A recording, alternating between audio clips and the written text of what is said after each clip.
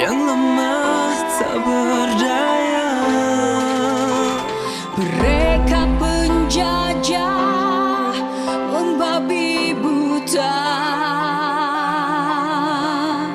Apakah kita berdiri diam saja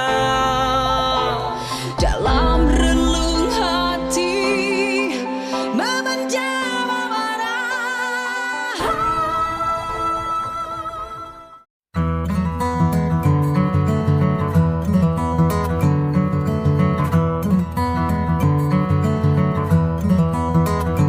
Assalamualaikum warahmatullahi wabarakatuh. Perkenalkan, nama saya Kayla Anissa. Saya Alanya sebagai Ibas. Saya Kiwakera Sidarati. Saya Ligia Anissa Abdullah. Dan saya Lisa Putri. Kami dari kelompok JK ingin melakukan materi dengan judul Indonesia dalam Genggaman Jokowi JK.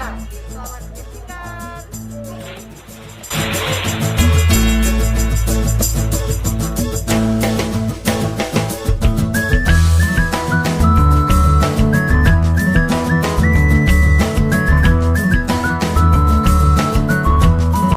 Program kerja yang dilakukan oleh Jokowi dan Yusuf Kala pada periode pertama dalam bidang politik. Yang pertama, menghadirkan kembali negara untuk melindungi segenap bangsa dan memberikan rasa aman pada seluruh warga negara. Yang kedua, penyederhanaan segala bentuk kendala regulasi, di mana Jokowi mengajak DPR untuk menerbitkan dua undang-undang besar. Yang pertama, Undang-Undang Cipta Kerja, dan yang kedua, Undang-Undang Pemberdayaan UMKM. Yang ketiga, penyederhanaan birokrasi. Jokowi juga bertekad untuk memotong birokrasi yang panjang dan penyederhanaan eselonisasi.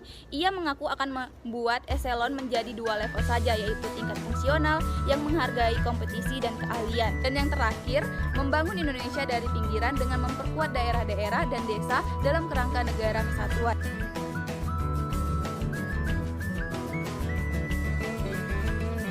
Kebijakan ekonomi pada masa Jokowi JK. Yang pertama, meningkatkan pertumbuhan ekonomi mencapai 7%.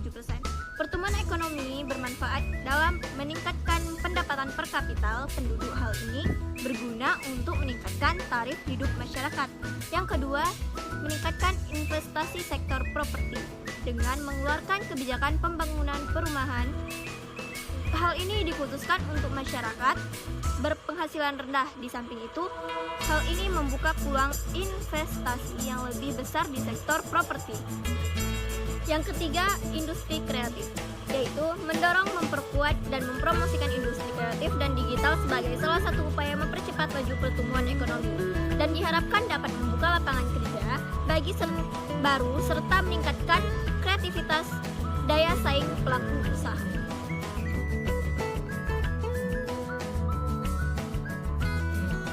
Program kerja dalam bidang budaya pada masa periode Jokowi periode 1. Yang pertama adalah penyediaan ruang bagi keragaman ekspresi budaya dan mendorong interaksi budaya untuk memperkuat kebudayaan yang inklusif. Yang kedua, mengembangkan dan memanfaatkan kekayaan budaya untuk memperkuat kedudukan Indonesia di dunia internasional. Yang ketiga, memanfaatkan objek pemajuan kebudayaan untuk memperkuat promosi Indonesia di dunia internasional serta meningkatkan dan penguatkan diplomasi budaya Indonesia. Yang keempat, meningkatkan pariwisata berbasis memanfaatkan museum, cagar budaya dan objek pemajuan kebudayaan yang mengindahkan kaidah pelestarian.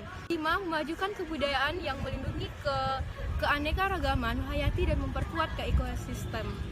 Yang keenam, reformasi kelembagaan dan penganggaran kebudayaan untuk mendukung agenda pemajuan kebudayaan. Yang ketujuh, meningkatkan peran pemerintah sebagai fasilitator pemajuan kebudayaan, menjamin perluasan dan pemerataan akses publik pada sarana dan prasarana kebudayaan. Program kerja di bidang sosial Presiden Joko Widodo pada periode pertama. Yang pertama yaitu meningkatkan profesionalisme, menaikkan gaji dan kesejahteraan pegawai negeri sipil PNS, TNI, dan Polri secara bertahap selama 5 tahun. Yang kedua yaitu menaikkan anggaran penanggulangan kemiskinan termasuk memberikan subsidi sebesar 1 juta setiap bulannya kepada keluarga prasejahtera. Yang ketiga yaitu program kepemilikan lahan pertanian untuk 4,5 juta kepala keluarga. Yang keempat yaitu melakukan pembangunan dan perbaikan di 3 juta hektar sawah. Yang kelima yaitu perbaikan 5.000 pasar tradisional di seluruh Indonesia dan membangun pusat pelelangan, penyimpanan, dan pengolahan ikan. Yang keenam yaitu menurunkan angka pengangguran dengan cara menciptakan 10 juta lapangan pekerjaan baru selama 5 tahun. Yang ketujuh, layanan pusat kesehatan gratis, rawat jalan dan rawat inap dengan cara menggunakan kartu Indonesia Sehat. Yang ketujuh, yaitu membantu meningkatkan mutu pendidikan pesantren guna meningkatkan kualitas pendidikan nasional. Dan yang terakhir yaitu mewujudkan pendidikan bagi seluruh masyarakat atau warga, baik nelayan, petani, buruh maupun penyandang difabel dan seluruh elemen masyarakat melalui kartu Indonesia Pintar. 这一次我真的是长了。 Keberhasilan program Jokowi Yusuf Kala periode pertama. Yang pertama, tingkat kemiskinan terendah sejak krisis moneter. Pada masa pemerintahan Jokowi JK, angka kemiskinan turun menjadi 9,82% dari semulanya 10,92%. Ini merupakan presentasi penduduk miskin satu digit pertama kali pasca krisis moneter. Yang kedua, tingkat pendidikan membaik. Tingkat pendidikan di Indonesia membaik sejak pemerintahan Jokowi JK menetapkan wajib belajar selama 12 tahun, sebelumnya hanya 9 tahun. Hal ini tentunya mendorong peningkatan kualitas SDM di Indonesia. Yang ketiga, BBM satu harga. Program ini berhasil mensamaratakan harga bensin di seluruh titik wilayah Indonesia, tidak terluput di daerah 3T.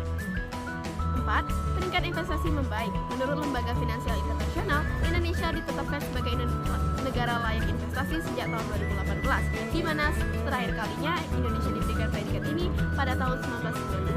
Yang kelima, proyek strategis nasional. Melalui proyek strategis nasional ini, pemerintah telah menciptakan konektivitas antar wilayah yang mana sesuai dengan peraturan Presiden pada tahun 2017 nomor 58. Dan yang keenam, insentif pajak UMKM. Dalam rangka meningkatkan daya saing pelaku UMKM, pemerintah memangkas pajak penghasilan UMKM dari awalnya 1% menjadi 0,5%. Kegagalan atau tidak berhasilnya program kerja Jokowi JK pada tahap 1. Yang pertama, dari segi pertumbuhan ekonomi, pemerintahan memperkirakan pertumbuhan ekonomi Indonesia akan meningkat mulai pada tahun 2015 sampai 2019. Yang dimana pada tahun 2017, pemerintahan memperkirakan pertumbuhan ekonomi mencapai kisaran 7,1%. Pada nyatanya, 2017 ekonomi hanya mencapai 5%. Bahkan per semester 1 2019 ekonomi hanya tumbuh di kisaran 5,06%. Yang kedua, adanya tingkat kemiskinan. Diperkirakan akan menurun ke kisaran 7-8%, sementara pada Maret 2019 tingkat kemiskinan yang berada di Indonesia ini di tingkat 9,41%. Yang ketiga, tingkat ketimpangan atau Gini rasio. Pemerintahan memperkirakan Gini rasio bisa mencapai 0,36, namun pada nyatanya Maret 2019 baru mencapai 0,382. Gini rasio ini digunakan untuk mengukur kesenjangan pendapatan dan kekayaan.